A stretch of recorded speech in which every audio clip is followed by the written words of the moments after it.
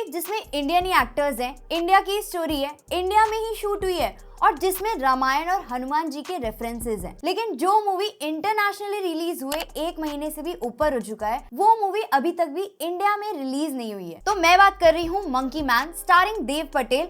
हाँ, वही अपना स्लमडॉग मिलियनेयर। तो जब 2008 में स्लमडॉग मिलियनेयर रिलीज हुई थी और देव पटेल ने एज एन एक्टर अपना डेब्यू किया था, तब भी बहुत कंट्रोवर्सी हुई थी। और अब जब स्टोरी, स्क्रीन प्ले और डायरेक्शन में डेब्यू किया है तो लड़के की पिक्चर ही नहीं रिलीज होने दी। तो अब जब मूवी यूनिवर्सली अवेलेबल हो चुकी है तो मुझे भी फाइनली मौका मिल गया इस पिक्चर को देखने का। और जैसे तुम सोच रहे हो, मुझे उस सोर्स से नहीं मिली, मुझे तो एक फ्रेंड के थ्रू मिली है। चल छुट्टी।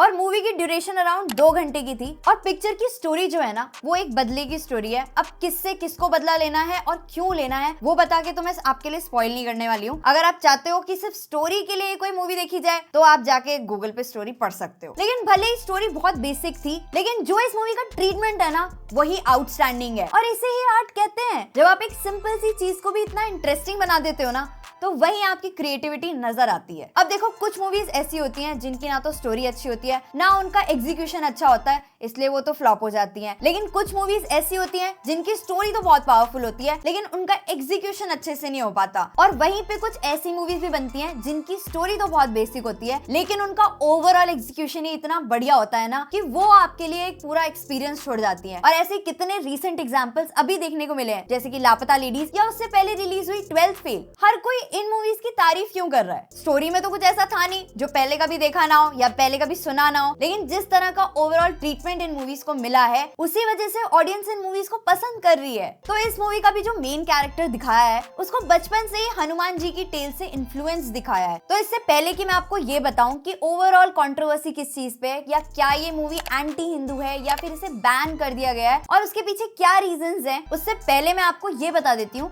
कि ये मूवी एक्चुअली में कैसे स्टैंड आउट करती है। तो देखो, एक अच्छी मूवी से हमें क्या क्या चाहिए होता है? अच्छी कास्ट चाहिए, मेल जुगी, एक्शन चाहिए, मेल जुगी, चेस सीक्वेंस चाहिए, मेल जुगी, और भी बहुत सी चीजें चाहिए होती है, जैसे अच्छा डायरेक्शन, अच्छा स्क्रीन प्ले, अच्छा बैकग्राउंड म्यूजिक, इवन स्टोरी में इमोशन, इवन एक्शन के साथ लॉजिक, जो कि देखने के लिए नहीं मिलता है, वो भी इस मूवी में मिलेगा। तो सबसे पहले तो कास्ट, एक एक एक्टर जिनको कास्ट किया गया है ना, उन सबका ही परफॉर्मेंस बहुत ही बढ़िया है। सबसे बढ़िया तो नो डाउट देव पटेल, बहुत मेहनत करी है और कितने फाइन और अमेजिंग एक्टर है ना, ये उन्होंने इस मूवी में फिर से प्रूव कर दिया है। और नेक्स्ट जिनकी परफॉर्मेंस ने मुझे बहुत इंप्रेस किया, वो है सिकंदर खेर। एकदम ही बैंग ऑन परफॉर्मेंस, और वो करते हैं जो उनके लिए एकदम बेस्ट होता है, एंड आई थिंक वही उनके लिए वर्क भी करता है। नेक्स्ट एक्टर मकरंद देशपांडे, जो इस मूवी में एंटागनिस्ट बने, और जो उनका रोल और जिस तरीके से उन्होंने उसको कैरी किया है ना, मतलब mind blowing. And I wish कि उनका थोड़ा और रोल दिखाया जाता, बट उस रोल के साथ भी कुछ हुआ है, उसके बारे में बाद में बात करते हैं। And even though Sobhita Dhulipala का छोटा सा ही रोल है, लेकिन उनके लिए लेस इज मोर वाली चीज काम करती है, और आधे से ज्यादा काम तो उनकी आंखें ही कर जाती हैं। और सिंस मूवी में भर भर के एक्शन सीन्स हैं, तो भाई भर भर के वायलेंस और ब्लडी सीन्स भी हैं। तो ऐसे सीन्स हैं जो एकदम रूह कपा देंगे। मतलब एक सीन में तो लिटरली जो हमारा हीरो है, वो फाइट करते हुए एक बंदे के गले में चाकू फंसाता है, वो भी अपने मुंह से। वो सीन देख के तो एकदम नेक्स्ट चीज जो पिक्चर की हाईलाइट थी, वो थे इसके action sequences. Inspired by John Wick लग रहे थे, लेकिन यहाँ पे एक्शन के साथ साथ लॉजिक भी था। ऐसा नहीं कि अगर कंटिन्यूअसली हीरो मारे जा रहा है और थक नहीं रहा, तो उसके पीछे एक इंटेंस ट्रेनिंग सब दिखाई है। इवन जो छोटी से छोटी डिटेल्स भी थी ना, वो भी इतनी परफेक्टली कैप्चर करी है। पीओवी शॉट्स डाले हैं जो देखने में बहुत बढ़िया लगते हैं, और इसी एक्शन के साथ साथ जो इसका बैकग्राउंड म्यूजिक और सिनेमाटोग्राफी है, वो तो एकदम ही नेक्स्ट लेवल थे। मतलब रैप भी चल रहा है, और जहाँ पे रिक्वायर्ड है तो वहाँ पे एक बॉलीवुड का गाना भी चल रहा है। और इवन इसमें इंडिया के रिनाउंड तबला प्लेयर उस्ताद जाकिर हुसैन जी भी हैं, और जो वो तबले के साथ जुगलबंदी है ना, वो सीन डेफिनेटली देखना बनता है। और मूवी में एडल्ट सीन भी है, एडल्ट लैंग्वेज भी है, ड्रग यूज भी दिखाया गया है, लेकिन उतना ही जितना इस पिक्चर के लिए रिक्वायर्ड था। लेकिन कहीं पे भी ऐसा फील नहीं होता कि बस पिक्चर को हिट कराने के लिए जबरदस्ती ये सीन्स डाले गए हों। और मूवी स्टार्ट ही होती है एक क्वेश्चन मार्क से, लेकिन इंटरवल तक भी ऐसी इंट्रीगिंग बनी रहती है ना, और वही चीज ना पिक्चर का हुक बना के रखती है। और पिक्चर का डायरेक्शन इतना परफेक्ट है ना कि अगर आपने देखनी स्टार्ट कर दी, तो आप एक मिली सेकेंड के लिए भी ना अपनी नजरें स्क्रीन से नहीं हटा सकते। तो अब बहुत तारीफ हो गई पिक्चर को लेके, अब इस पे बात कर लेते हैं कि एक्चुअल में इस पिक्चर को लेके क्या कंट्रोवर्सी चल रही है। तो देखो, सबसे पहले तो ये मूवी अभी तक कोई बैन नहीं हुई है इंडिया में, बस ये है कि इसको को रिलीज नहीं किया गया है और इसके क्या पॉसिबल रीजंस हैं। तो देखो, जो लोग ये बोल रहे हैं ना कि ये मूवी एंटी हिंदू है, तो मैंने देखी, मुझे तो ऐसा कुछ नहीं लगा मूवी के अंदर।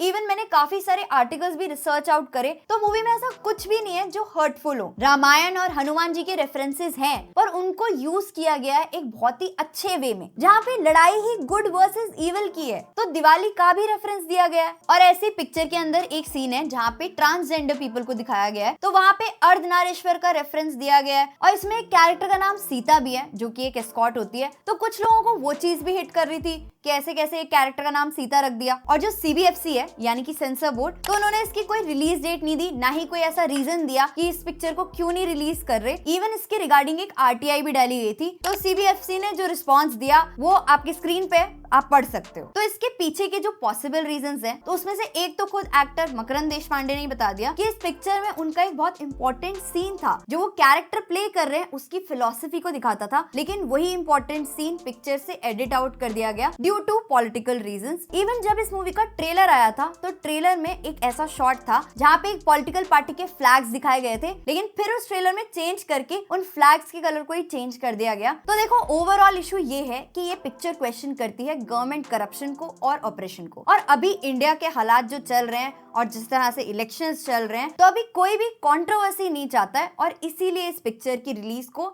डिले कर दिया गया है। अब अगर रिलीज होती भी है तो शायद इलेक्शंस के बाद ही रिलीज होगी, और अगर थिएटर्स में रिलीज नहीं होती तो शायद OTT पे देखने के लिए मिल सकती है। और ऐसा भी हो सकता है कि ये पिक्चर शायद इंडिया में कभी रिलीज ही ना हो। तो मुझे तो ओवरऑल पिक्चर में ऐसी कोई भी चीज क्वेश्चनेबल नहीं लगी। इवन इससे कहीं ज्यादा कंट्रोवर्शियल मूवीज को सेंसर बोर्ड ने ऐसे ही पास करके थिएटर्स में रिलीज होने दिया है। लेकिन जब भी कोई ऐसी मूवी आती है ना जिसमें कुछ कंट्रोवर्शियल नहीं होता, बस हवा हवा होती है, तो पता नहीं सेंसर बोर्ड की कौन सी आंखें खुल जाती हैं। और जिन सीन्स को या एंगल्स को कंट्रोवर्शियल कहा जा रहा है ना, अगर यही पिक्चर के अंदर नहीं होंगे पहली बात, तो उस मूवी का कोई मतलब ही नहीं होगा। और सबसे बड़ी बात तो कंट्रोवर्शियल है ही नहीं, ना ही कोई मजाक उड़ाया गया है, ना ही कुछ गलत दिखाया गया है। एक लड़के को बस हनुमान जी से इंस्पायर्ड दिखाया गया है। और फिर भी आपको मेरी बात पे डाउट है ना, आप खुद एक बार मूवी देखो ओपन माइंड। तो ओवरऑल मेरे ओपिनियन में तो ये ऐसी इंडियन मूवी है ना जिसमें इंटरनेशनल टेस्ट है, and when India goes international तो यही चीज मिलती है। इस मूवी को ना एक बार थिएटर्स में बस रिलीज करके देखो, तहलका तो तब मचेगा। देव पटेल ने अपने डायरेक्टोरियल डेब्यू में फाड़ दिया है, और लिटरली जब ये मूवी खत्म होती है ना, आपका फिर से मन करेगा इस पिक्चर को दोबारा देखने।